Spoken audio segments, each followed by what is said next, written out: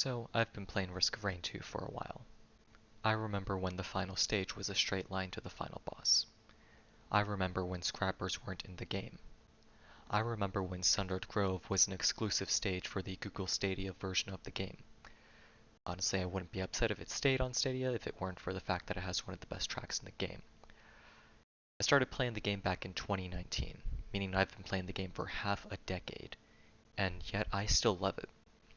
So I want to talk about it.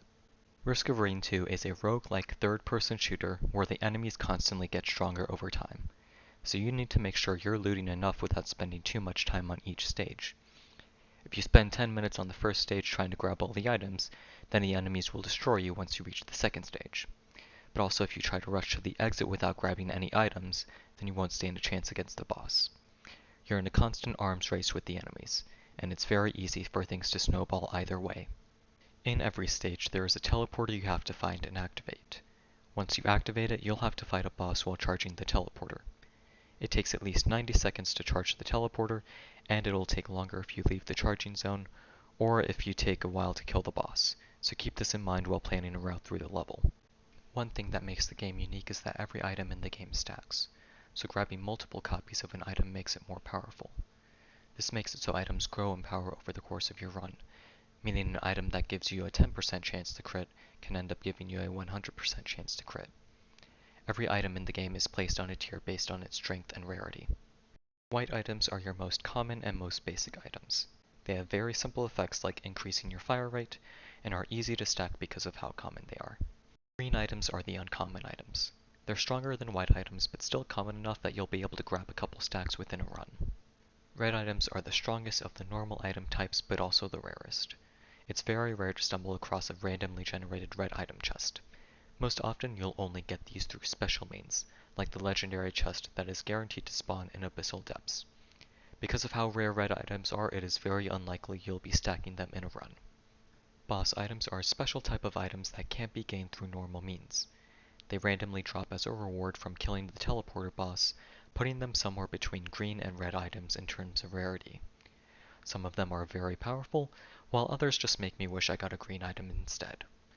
There is a way to get them to drop besides the teleporter boss, but that requires a specific equipment. Speaking of which, equipments are the only item in the game that don't stack. They're activatable items that act as another ability for you to use, and you can only have one of them at a time. There are also two special tiers of items you can grab, those being lunar and void items. Lunar items are items with very strong effects, but also come with a drawback. For instance, shaped glass is an item that makes it so all damage you deal is doubled, while also having your max health. Stacking lunar items also stacks their drawbacks, so it's possible to get enough stacks of shaped glass that your max health is only at 5%. Void items are items that are based off of other items and have changed effects. For example, there is an item in the game called Tougher Times, which gives you a chance to block an incoming attack. Its void counterpart is called Safer Spaces, and guarantees that you'll block an attack after a certain amount of time has passed.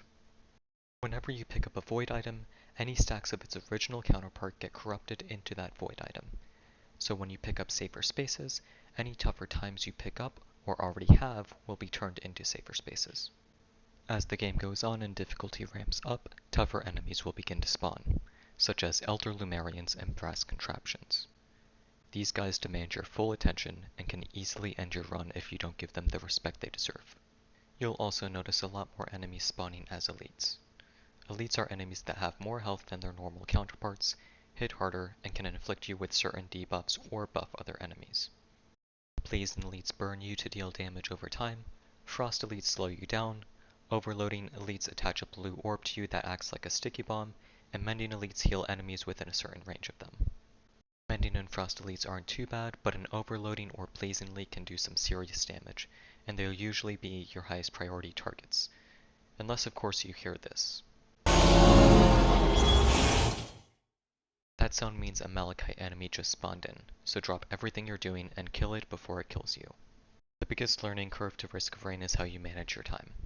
Grabbing every chest on a stage can be tempting, but doing that early on in a run can be a death sentence. The beginning of your run is the most important, since it's easy for enemies to start outscaling you if you're wasting time. This becomes less of a problem once you hit stage 5. Stage 5 is probably the biggest difficulty spike during a run. This is most likely the first or second stage where you'll start seeing bosses spawning outside of the teleporter event, and you'll also see a lot more of the higher tier enemies.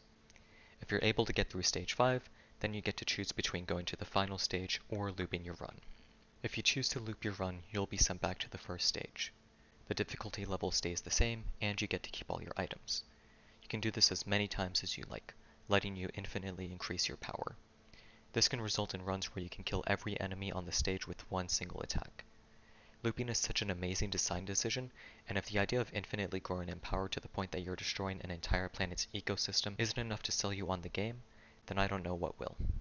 I can't think of a good transition to start talking about the characters, so I'm just going to start talking about them. Each character in Risk of Rain is unique, and will make you think about certain items and situations differently. So I'd like to take some time to go over each character briefly. Commando is one of the two characters you start off the game with, and is as basic as it gets. He has two guns, and he shoots them. That's really about it.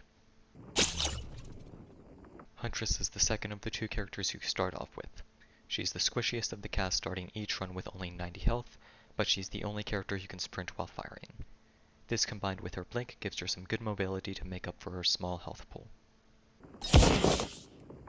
Bandit is a character that relies a lot on hit and run tactics.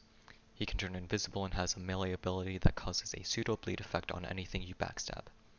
His special is an execution that resets the cooldown on all of your abilities if you kill an enemy with it. This lets you constantly stay invisible as long as you can get the kill with it. Multi is one of the most customizable characters in the game. He has 4 different primary fires to choose from, and his special ability Retool allows you to have 2 equipped at the same time, and switch between them. Retool also allows him to break the one equipment at a time rule, since switching between your primary switches your equipment. Engineer's playstyle revolves entirely around his turrets. Whenever he places one down, it inherits all the items he has, and he can place up to 2 of them. Your turret will be doing 90% of the work during your run.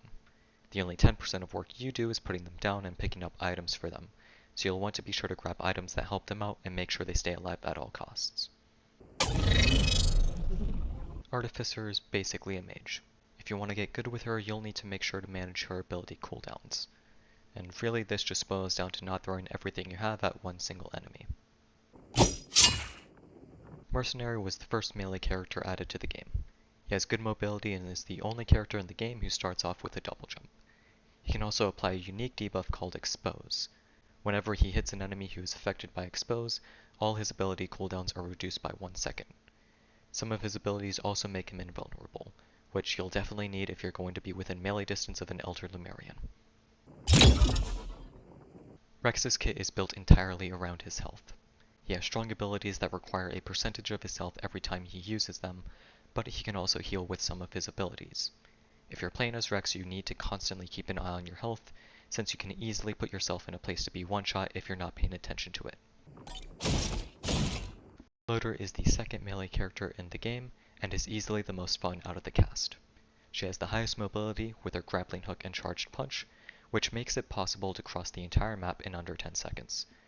Also, the damage of her charged punch increases the faster you're moving, so it's possible to one-shot bosses if you're going fast enough.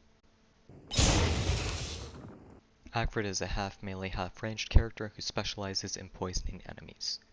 The poison isn't able to kill enemies though, it'll only bring them down to 1 health, which is really annoying because you can end up with a bunch of enemies running around on 1 health. I'd recommend grabbing a drone to clean up the low enemies for you, so you can focus on the more important targets. Captain's main strength is his ability to call down orbital drops from his ship. He can call down airstrikes to deal damage, or call down 2 beacons per stage for support. He has access to 4 types of beacons, those being healing, shocking, resupply, and hacking. But once you unlock the hacking beacons, those will probably be the only ones you use. Also, his ship isn't able to fire these orbital drops into secret levels, meaning you lose half your kit whenever you enter one. Railgunner was added in the Survivors of the Void DLC, and is the successor to the Sniper from Risk of Rain 1. She will only deal crit damage if she hits an enemy's weak spot, which you can see whenever you scope in. Because her crits aren't random, any items that give you crit chance instead give you extra crit damage whenever you hit an enemy's weak spot. Void Fiend is the second character added in the Survivors of the Void DLC. He has two forms, those being his uncorrupted form and his Mom I swear it's not a phase form. While in his uncorrupted form, Void Fiend's corruption will constantly fill up, and he will enter his corruption form upon reaching 100%. Corruption speeds up whenever you deal crit damage or take any damage, and the only way to reduce corruption is to heal. While corrupted, your corruption will constantly drain. Dealing crit damage or taking damage fills it back up, but healing will drain it faster. Void Fiend's special heals him when you're in the uncorrupted form and deals damage to himself while corrupted, making it easier to stay in whichever form you want. Before I end the video, I'd like to talk about the game's soundtrack. Partly because of how amazing it is, and partly because it would be heresy for me to talk about Risk of Rain without at least mentioning the soundtrack. The soundtrack is a huge highlight of the game. It's so good that the song that plays on Sundered Grove turned it from one of the most hated maps by the community into one that is just kind of alright. Also, I hope we never get an alternate to Stage 5, because then I'll only have a 50% chance to listen to the rain formerly known as Purple. Anyway, that's Risk of Rain 2. It's an amazing game, and I highly recommend it. I can't wait for the Seekers of the Storm DLC, and I also can't wait to see what new characters we'll be getting.